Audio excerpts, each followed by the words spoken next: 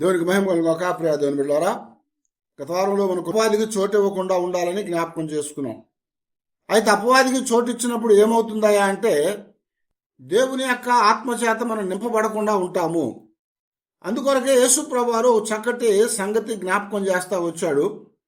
మత్తయి సువార్త 12వ అధ్యాయంలో 43 నుంచి 45 వచ్చాం వరకు పవిత్రాత్మ ఒక మనుష్యుని వదిలిపోయిన తరువాత అది విశ్రాంతి వెతుకుతూ నీరు లేని చోట్ల తిరుగుచూ ఉండును. విశ్రాంతి దొరికినందున నేను వదిలి వచ్చిన ఆ ఇంటికి తిరిగి వెళ్ళదనుకుని వచ్చి ఆ ఇంట ఎవరునూ లేక అది ఊడ్చి అమర్చి ఉండుట చూచి వెళ్ళి తనకంటే చెడ్డవైన మరి 7 దయ్యములను వెంట పెట్టుకొని వచ్చును. అవి దానిలో ప్రవేశించి అక్కడనే కాపురం ఉండెను. అందుచేత ఆ మనిషిని కడపడి స్థితి మొదటి స్థితి కంటే చెడ్డదగును. అలాగే ఈ దుష్టాంతరపు వారికి సంభవించును అనేను అని జ్ఞాపకం చేస్తున్నాడు. యేసు ప్రభువారు ఈ మాటలు ఎందుకు చెప్తున్నాడు అంటే మన జీవితాల్లో మన హృదయాల్ని నింపుకోవాలని చెప్తున్నాడు.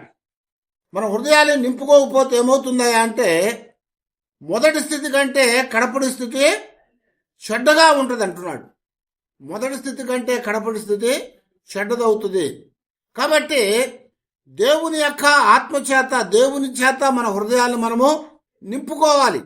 అలా నింపుకోకపోవటం ద్వారా ఏమవుతుందంటే మనం చెడినటువంటి వారమై పడిపోయినటువంటి వారముగా ఉంటాము.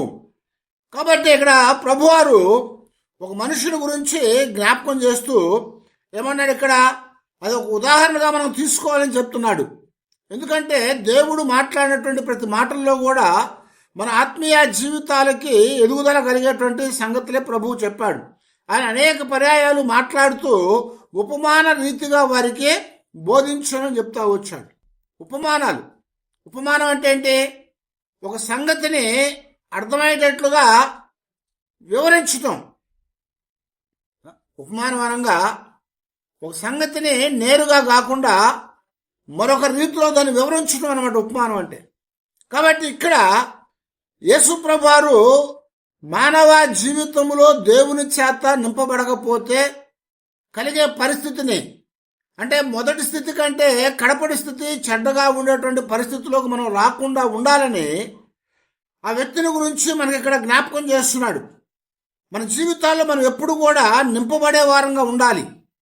మొదటి స్థితి కంటే కడపడి స్థితిని ఎక్కువగా మనం చూసుకొని జాగ్రత్త పడే వారంగా మనం ఉండాలి అని చెప్తున్నాడు.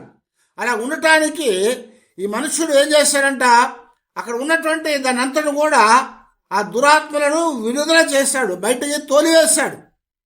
దురాత్మల్ని బయటకు తోలివేశాడు. అంటే తోలివేసిన తర్వాత ఏమైందంటే అతడు నింపుదలలోనికి రాలేదు. అతడు దేవునికి ఆహ్వానాన్ని తెలియచేయలేదు. ఆ హృదయం అనేది నింపకపోవటం ద్వారా ఏం జరిగింది ఇప్పుడంటే 2 విషయాలు జరిగినాయి. ఒకటి ఏంటంటే అది ఖాళీగా ఉండిపోయింది. రెండోది ఏమైందంటే అది ఖాళీగా ఉండటం ద్వారా మంచితో కాకుండా చెడ్డ చేత అధికంగా నింపబడిపోయిందని చెప్తున్నాడు అనమాట. కనుక మన జీవితాల్లో తప్పనిసరిగా ప్రభువు చెప్పినట్లుగా మనం జాగ్రత్త పడాలి. ఎందుకంటే చెడ్డవాడు ఏం చేస్తాడంట, చెడ్డవాడిని తెస్తాడు, మంచివాడు మంచివాడిని తెస్తాడు. ఇప్పుడు ఏమైంది, ఆ వ్యక్తి యొక్క జీవితంలో మొదట ఉన్నటువంటిది చెడ్డది కాబట్టి దాన్ని పట్టించుకోకుండా దాన్ని పారుతోడటం ద్వారా అది వెళ్ళి చెడ్డవాటిని తెచ్చిందని ఇక్కడ మనకి జ్ఞాపకం చేస్తా వచ్చాడు అన్నమాట. ఆ చెడ్డది వచ్చి ఏం చేసిందట, వాడి స్థితిని మరీ చెడ్డగా చేసేసింది. వాడి స్థితి ఎలాగైందా అంటే బహు దుర్భరమైపోయినట్లుగా దేవుని వాక్యంలో మనకి ఇక్కడ ప్రభువారు జ్ఞాపకం చేస్తూ ఉన్నాడు అనమాట. అందుకే ఇక్కడ 15వ అధ్యాయంలో కూడా మనం చూస్తూ ఉంటే 19వ వచనం చెప్తున్నాడు చూడండి. కానీ లోపల ఉన్నటువంటి హృదయం అనేది సరిగా లేకపోతే అది బహు భయంకరమైనటువంటి స్థితిలోనికి వెళ్తాం కనుక అదే మనుషుల్ని అపవిత్రం చేస్తుందని చెప్తా వచ్చాడు అనమాట. మనుషుల్ని అపవిత్రం చేసేది ఏదయ్యా అంటే చేతులు కడుక్కోకుండా తినటం వల్ల కాదు, కానీ హృదయాన్ని కడుక్కోకపోవటమే అది అపవిత్రం చేయబట్టం అని చెప్పేసి ప్రభువారు పరిశీలితో చెప్పాడనమాట. కనుక ఇక్కడ ఈ మనుషుని యొక్క హృదయం అనేది ఇప్పుడు ఎలాగుందా అంటే అది చెడ్డ దురాత్మ చేత నింపబడింది. అది చెడ్డ దురాత్మ చేత నింపబడింది కాబట్టి ఆ దురాత్మ ఏం చేస్తుందట, ఆ వ్యక్తిని భయంకరమైనటువంటి స్థితిలోకి తీసుకుని ఉంది. అప్పుడు ఆ వ్యక్తి ఏమవుతున్నాడంటే, అరే ఇది బాగలేదు కాబట్టి దీన్ని శుభ్రం చేసుకోవడం ఆలోచన వచ్చింది. ఆలోచన రావటం ద్వారా ఆ వ్యక్తి తన హృదయాన్ని శుభ్రం చేసుకున్నాడు. శుభ్రం చేసుకున్నప్పుడు తన హృదయం శుభ్రం చేయబట్టడం ద్వారా సంతోషించాడు. కానీ బయటికి పంపించినటువంటి ఆ దురాత్మ వెళ్ళిపోయిన తర్వాత శుభ్రం చేయబడినటువంటి హృదయంలో ఏం చేయబడాలన్నాడు ప్రభు? నింపబడాలన్నాడు. నింపబడాలి. సజ్జనుడు మంచి విషయముల చేత తన హృదయ నిధిని నింపుకుంటాడు. కాబట్టి చెడ్డవాడు దాన్ని నింపుకోలేడు.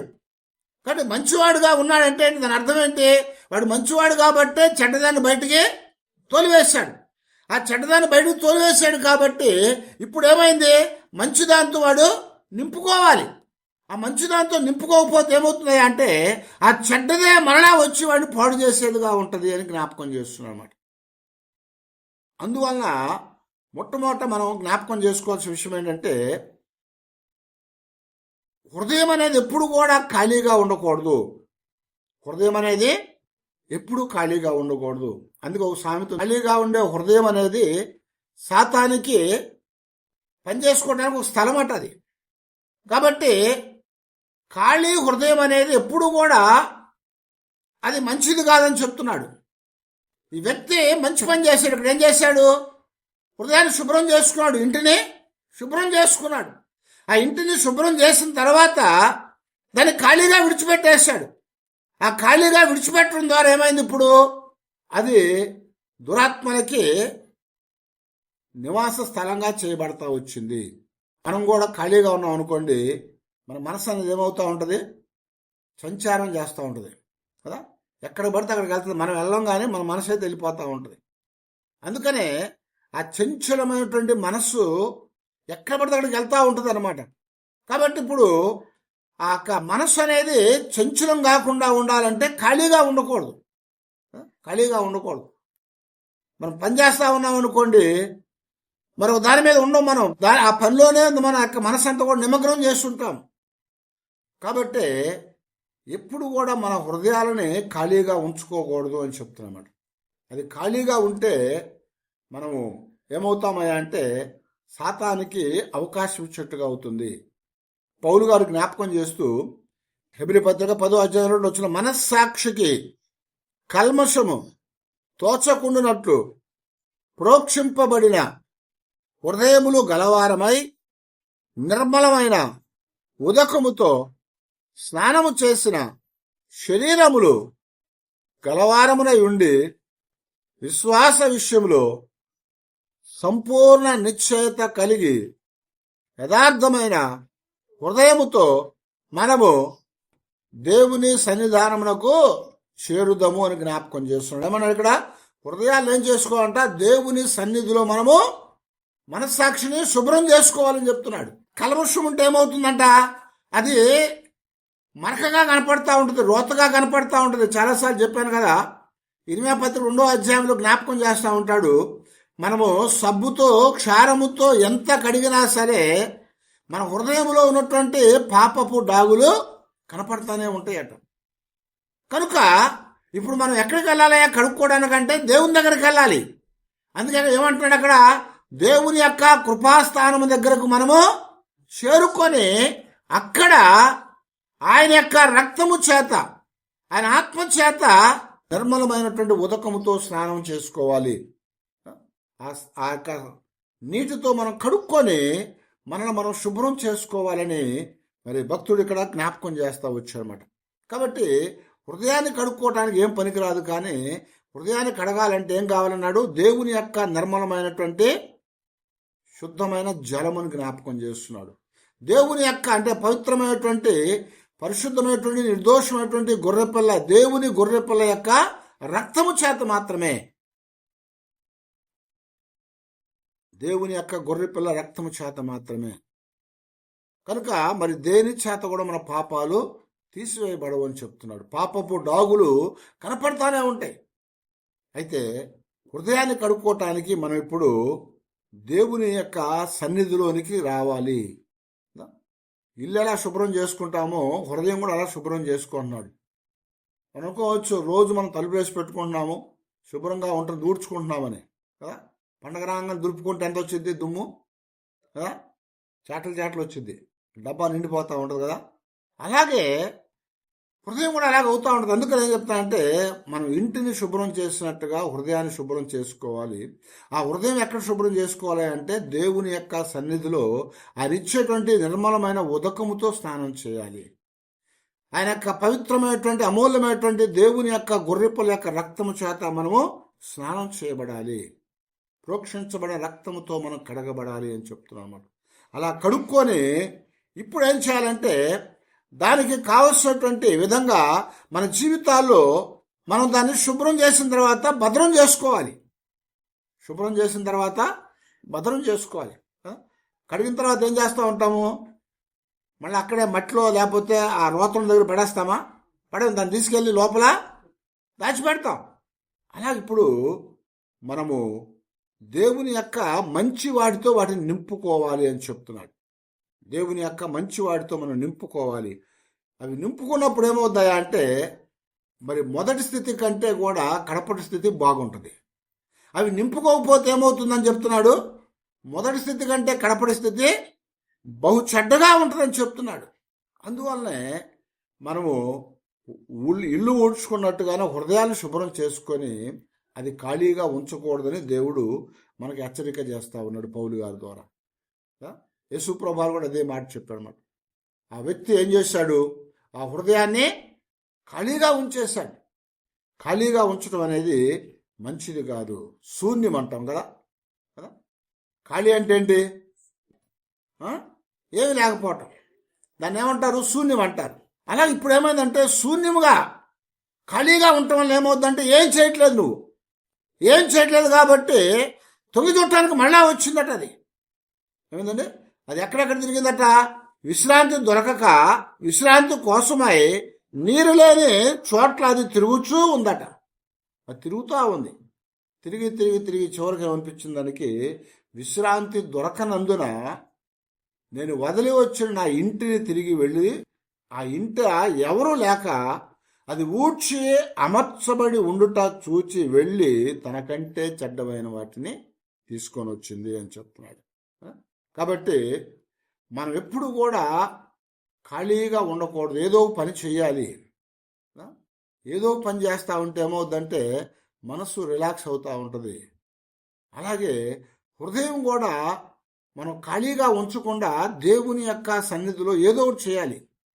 వాక్యం వినటమో, వాక్యం చదవటమో, ప్రార్థన చేయటమో, పాటలు పాడుకోవటమో, ఇలాంటిది ఏదో ఒకటి మనం చేయాలి. దాని వాక్యాన్ని మనం మాట్లాడుకోవటమో ఏదో ఒకటి చేస్తూ ఉండాలి. అలాగే చేయటం ద్వారా ఏమవుతుందంటే హృదయం అనేది ఏమవుతుంది, నింపబడతా ఉంటుంది. అది నింపబడతా ఉంటుంది. నాకు 12:35 చెప్పాడు మత్తయి సువార్తలో, ఏమన్నాడు, సజ్జనుడు మంచి విషయముల చేత హృదయాన్ని నింపుకుంటాడు, అయితే దుర్జనుడట చెడ్డవాడి చేత నింపుకుంటాడు, చెడ్డవాడి చేత నింపుకుంటా ఉంటాడు. కనుక మనం దేవుని పిలవడం కాబట్టి, దేవుని చేత పిలువబడ్డాం కాబట్టి, ఆయన సన్నిధిలోకి మనం తీసుకొచ్చాడు కనుక, మనలను ఆయన రక్తంతో కడిగి శుభ్రం చేశాడు కనుక మన హృదయం అనేది మంద కాదు, ఆయనది. ఎందుకంటే అందులో ఉన్న రోతంతను కూడా తీసివేసి ఆయన పవిత్రపరిచాడు కనుక అది ఆయనదైంది. ఆయన ఇచ్చినటువంటి ఆ మంచి హృదయాన్ని మనం ఆయనతోనే నింపుకోవాలి అని చెప్తున్నాడు. ఆయనతో నింపకపోతే మనము ఎలాగుంటామంటే మరి భయంకరమైనటువంటి స్థితిలోకి వెళ్ళిపోతామంటున్నాడు. అది నింపుకోకపోతే మన యొక్క స్థితి ఎలాగుంటుంది అంటే అది చాలా చెడ్డదని చెప్పేసి 2 పేతురు పత్రిక 2:20-21 జ్ఞాపకం చేస్తున్నాడు అన్నమాట. అయితే మొట్టమొదటిగా మనం ఏం చేయాలంట, మన హృదయాన్ని శుభ్రం చేసుకొని ఖాళీగా ఉంచకూడదు. ఖాళీగా ఉంచకుండా ఏం చేయాలి, దేవుని యొక్క వాక్యము చేత, దేవుని యొక్క మరి ఆత్మ చేత, దేవుని యొక్క ప్రార్థన చేత మనం నింపుకుంటూ ఉండాలి. అది నింపుకోవాలి. అది నింపుకోలేదు కాబట్టి ఈ వ్యక్తి జీవితంలో చెడ్డ సంగతిని మనం చూస్తూ వచ్చాము. అది బయటికి వెళ్ళినటువంటిది మరలా ఎతుకుతానికి వస్తూ ఉంటుంది అనమాట. ఎక్కడ ఇల్లు దొరకలేదు కాబట్టి ఖాళీ చేసి ఇల్లు ఏమైనా దొరుకుతుందేమో చూద్దాము, ఆ ఇల్లు ఎట్లా ఉందో చూద్దామని వస్తూ ఉంటుంది. ఆ ఇల్లు ఎట్లా ఉందో చూద్దామని మళ్ళా వస్తూ ఉంటుంది. ఇప్పుడేమైందంటే అది మళ్ళా వచ్చింది, ఎక్కడ చోటు దొరక్క వచ్చేటప్పటికి ఏమైంది, అంత కూడా శుభ్రం చేసింది. అది ఉండగా ఎలా ఉంది, అంత రోతరోతగా ఉంది కదా, ఎక్కడ పడేసింది, అదంతా కూడా దుర్భరమైన స్థితిలో చేసేసింది. చేసినాక దాన్ని తనివేశాడు కదా.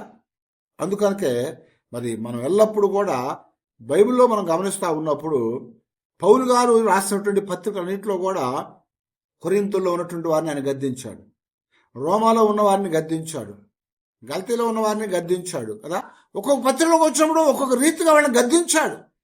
ఎందుకు గద్దించారంటే వాళ్ళు దేవుని యొక్క సన్నిధిలో దేవుని రక్తంతో, దేవుని యొక్క ఉదకంతో, అంటే నిర్మలమైన ఉదకంతో, వాక్యంతో కడగబడి శుభ్రం చేయబడిన తర్వాత అది ఖాళీగా ఉంచి అందులో చెడ్డాటిని వాళ్ళ పెడతా వచ్చారు. మొట్టమొదట మనం ఏం చేయాలి అంటే మన జీవితాల్లో మనము శుభ్రం చేసుకోవాలి. శుభ్రం చేసుకున్నాక ఏం చేయాలంటే ఖాళీగా ఉంచకుండా ఉండాలి, దాన్ని నింపుకోవాలని చెప్తున్నాడు. మరి ఏం నింపుకోవాలి అంటే ఇక్కడ చెప్తున్నాడు కదా, దేవుని యొక్క సన్నిధిలో మన హృదయాల్లో ఏం నింపుకోవాలంటే 1 పేతురు పత్రికలో 3వ అధ్యాయం 15 వచ్చింది చూడండి. ఆ నిర్మలమైన ఈ మనస్సాక్షి కలిగిన వారై మీలో ఉన్న నిరీక్షణ గూర్చి మిమ్మును హేతు అడుగు ప్రతి వానికి సాత్వికముతోనూ భయముతోనూ సమాధానము చెప్పుచు ఎల్లప్పుడూ సిద్ధముగా ఉండి మీ హృదయములందు క్రీస్తును ప్రభువుగా ప్రతిష్ఠించుడి. హల్లెలూయా. దేంతో నింపుకోవాలట? ఆ ఖాళీగా ఉన్నటువంటి హృదయానికి, అంటే ఇంటిని శుభ్రం చేసినటువంటి ఇంటిలో మొట్టమొదటిగా ఏం నింపాలని చెప్తున్నాడు? క్రీస్తుని నింపాలని చెప్తున్నాడు. ఇక్కడ క్రీస్తుని నింపాలట. క్రీస్తుని మనం నింపుకోవాలి. అదే మాటలు మనకి రోమపత్రిక 12వ అధ్యాయం 1-2 వచనాలు కూడా అదే జ్ఞాపకం చేస్తూ ఉంటాడు.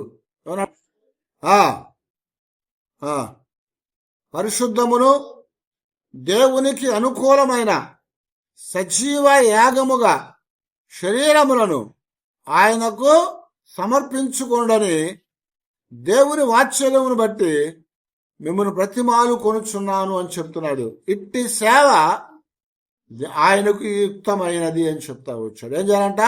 సజీవ యాగంగా మనల్ని ఆయనకి అప్పగించుకోవాలి. ఆయనకు అప్పగించుకోవాలి. ఆయన అప్పగించుకోవడం అంటే అర్థం ఏంటి? ఆయన్ని మన లోపల ఉంచాలని కదా. ఆయన్ని మన లోపల ఉంచినప్పుడు, మన హృదయంలో ఆయనకి స్థానం ఇచ్చినప్పుడు మనం ఆయనకు అప్పగించుకున్నట్లు. ఆయన్ని లోపలికి పిలవకుండా ఆయనకు మనం అప్పగించుకోవాలమా? అప్పగించుకోలేము. కనుకనే మనం ఎల్లప్పుడూ కూడా ఆయనకి మొట్టమొదట మన హృదయంలో స్థానం ఇవ్వాలంటే ఆయనకి మనం అప్పగించుకోవాలని చెప్తా ఉన్నాడు. ఆ తర్వాత మనం దేంతో నింపుకోవాలి అంటే మనం ఎల్లప్పుడూ కూడా మన యొక్క మనస్సుల్లో పరసంబంధమైన వాటితో నింపుకోవాలని చెప్తున్నాడు.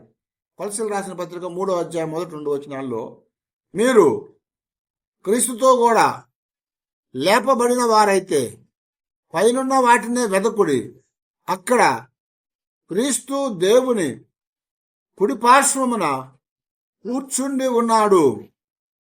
పైనున్న వాటి మీదనే కాని భూ సంబంధమైన వాటి మీద మనసు పెట్టుకొనకుడి. దేవునికి స్తోత్రం. హల్లెలూయా. దేంతో నింపుకోవాలని చెప్తున్నాడు? పరసంబంధమైన వాటితో నింపుకోవాలట. భూ సంబంధమైన వాటి మీద మనసు పెట్టొద్దు అంటున్నాడు. భూ సంబంధమైన వాటి మీద మనసు పెడితే ఏమవుతుంది? ఇక్కడే ఉండిపోతాం కదా. భూ సంబంధమైన మనసు పెట్టినప్పుడు ఏమవుద్ది?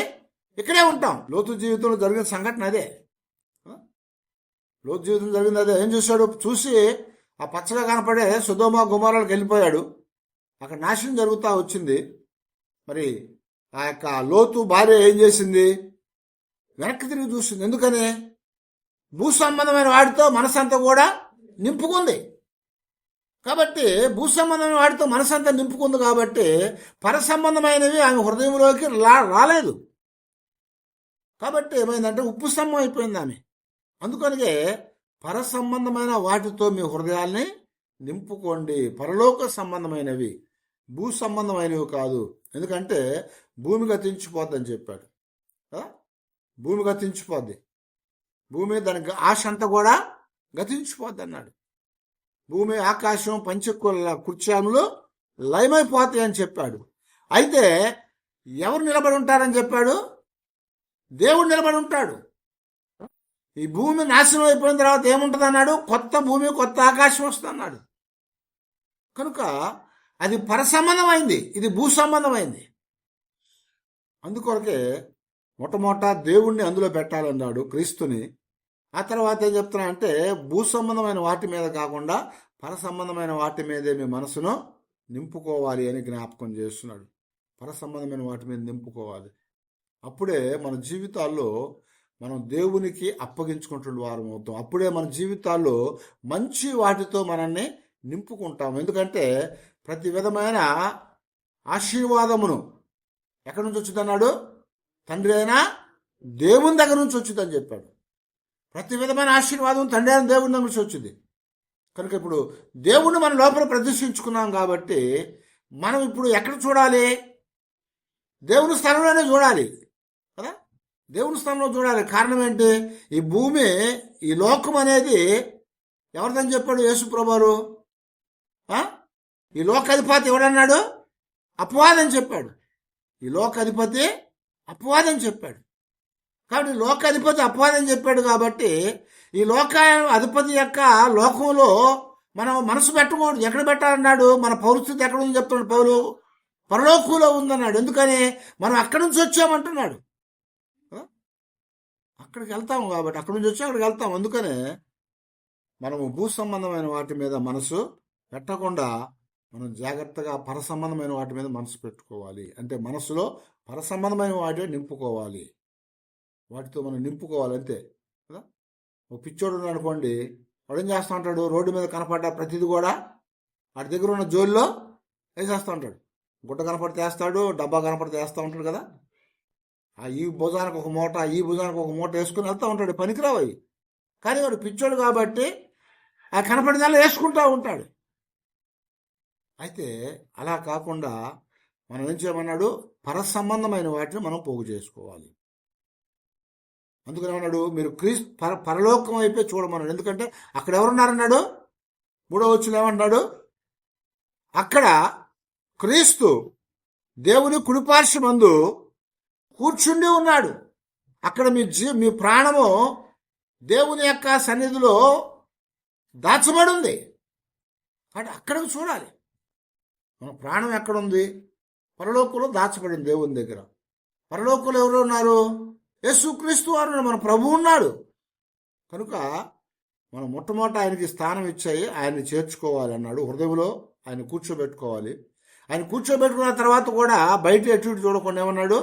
పైనున్న వాటిని చూడాలని చెప్తున్నాడు. పైనున్న వాటిని చూడాలని చెప్తున్నాడు. ఆ తర్వాత ఏం చెప్తున్నాడంటే మనము ఎప్పుడు కూడా మంచి కార్యముల్లో మనం నిమగ్నమై ఉండాలి అని చెప్తున్నాడు. ఎఫెసీ పత్రిక 2వ అధ్యాయం 20వ వచనంలో క్రీస్తు యేసే ముఖ్యమైన మూలరాయి ఉండగా అపోస్తులను ప్రవక్తలను వేసిన పునాది మీద మీరు కట్టబడి ఉన్నారు.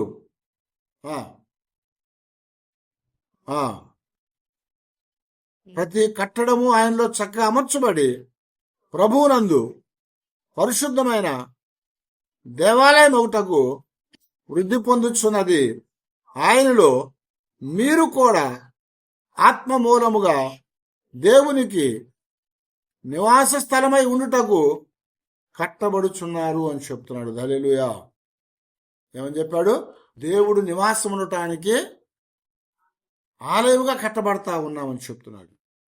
ఎప్పుడైతే ఆయన్ని లోపల ఉంచుతామో, ఆయన పైన వైపు చూస్తామంటే పర సంబంధమైన వాటి వైపు చూస్తూ ఉంటామో, అప్పుడు ఏమవుతుందంట?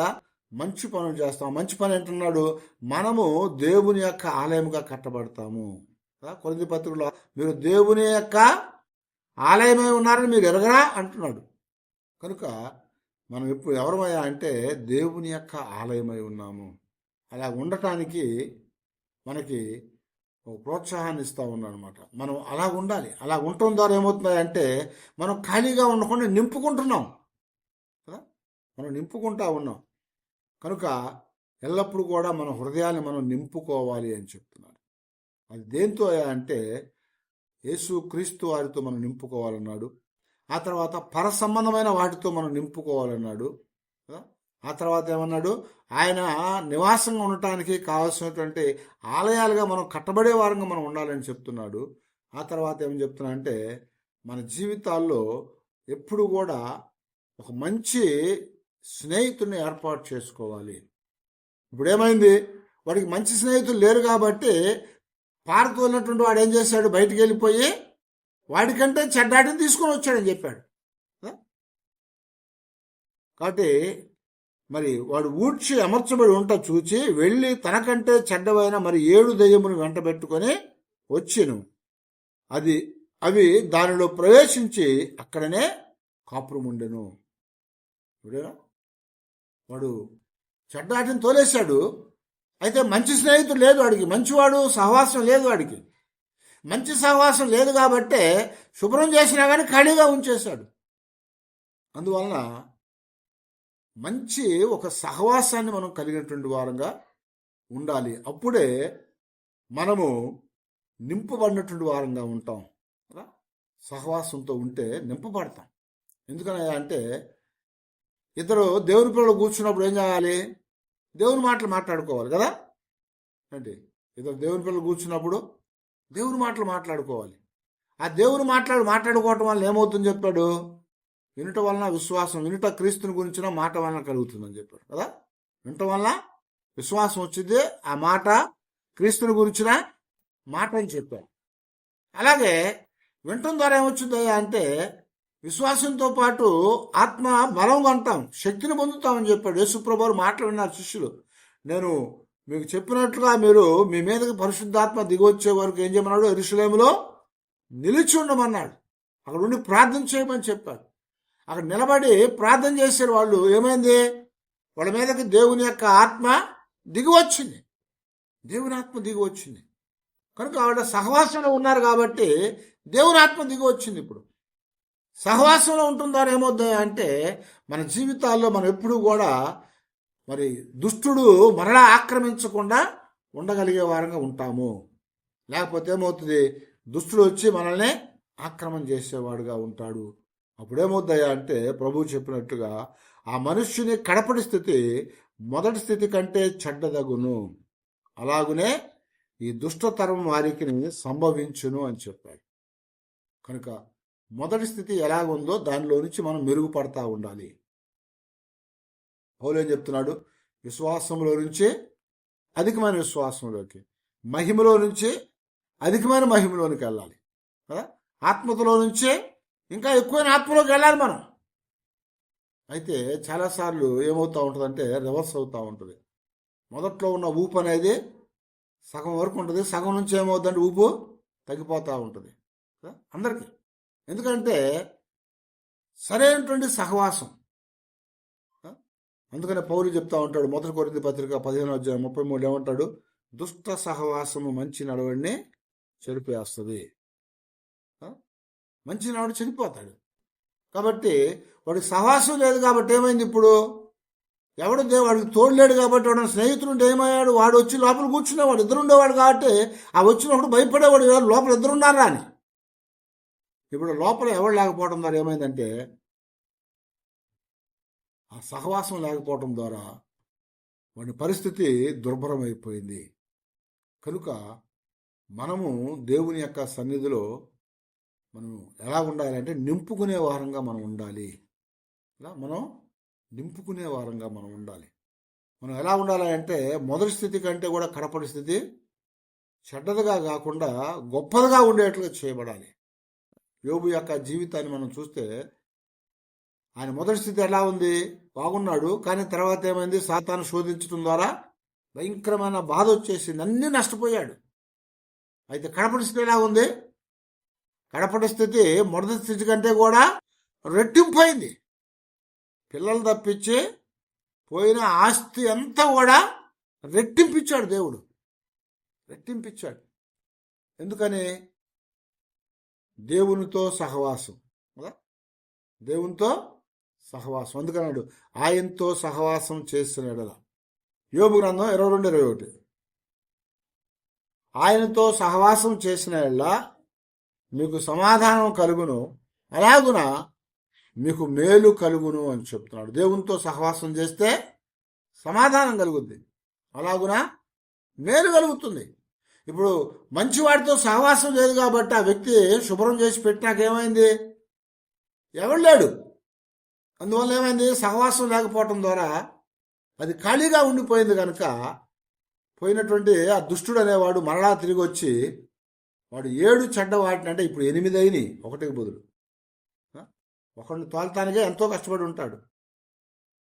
ఇది ఇప్పుడు 1 పోయి 8 వచ్చేటప్పుడే వాడి పరిస్థితి చాలా భయంకరమైందని జ్ఞాపకం చేస్తున్నాడు. అందుకొరకే దేవుడు చెప్తున్నాడు కదా, మనం ఎప్పుడు కూడా మన హృదయాన్ని నింపుకోవాలండి. దేంతో నింపుకోవాలన్నాడు? దైవ సంబంధమైన వాటితో మనం నింపుకోవాలి. ఎప్పుడు కూడా దైవ సంబంధమైన వాటితో నింపుకొని మనం ముందుకు సాగాలి. అలాగే సాగినట్లయితే దేవుని యొక్క కృప అనేది మనకు అనుగ్రహించబడుతుంది. మనం మన జీవితాల్లో మరి చెడ్డ వాటి చేత నింపబడకుండా దైవ సంబంధమైన వాటి చేత నింపబడినటువంటి వారమై దేవునిలో జీవించగలిగిన వారంగా ఉంటాము. మొదటి స్థితి కంటే కూడా కడపటి స్థితి గొప్పదిగా ఉంటుంది అప్పుడు. లేకపోతే ఈ వ్యక్తిలాగా మొదటి స్థితి కంటే కడపటి స్థితి చెడ్డదవుతుంది. మొదటి స్థితి కంటే కడపటి స్థితి చెడ్డది అనుకోండి, చూసిన వాళ్ళు నవ్వుతూ ఉంటారు కదా. కనుక ఆత్మలో, దేవుని సహవాసములో, దేవుని యొక్క ఈవులలో, దేవుని యొక్క ఆశీర్వాదాలతో మనం నింపబడినటువంటి వారమై దేవుని సంబంధమైనటువంటి దీవెనలు మనం పొంది మనం ఎప్పుడు కూడా మరలా సాతానికి చోటు ఇవ్వకుండా మనల్ని మనం భద్రపరుచుకొని దేవునితో ముందుకు సాగే వారంగా మనం ఉండాలని దేవుడు మనం జ్ఞాపకం చేస్తున్నాడు. కనుక నింపబట్టడానికి మనం దేవునికి అప్పగించుకోవాలి. అలాగే జీవించడానికి దేవా నీవు మాతో ఉండండి, మాలో ఉండండి, మమ్మల్ని నీ వైపు చూడగలిగే కృప దయచేయండి. ఎల్లప్పుడూ కూడా దేవా మేము అదిగో నీ సన్నిధిలో దేవా నిన్ను మరి సహవాసంలో కలిగినటువంటి వారమై జీవించి మా మొదటి స్థితి కంటే కడపటి స్థితి మంచిగా ఉండేట్లుగా మేము చేసుకోవటానికి మాకు సహాయం చేయమని దేవుని దగ్గర ప్రార్థన చేసుకున్నాం. తల ఉంచి ప్రార్థన చేసుకున్నాం.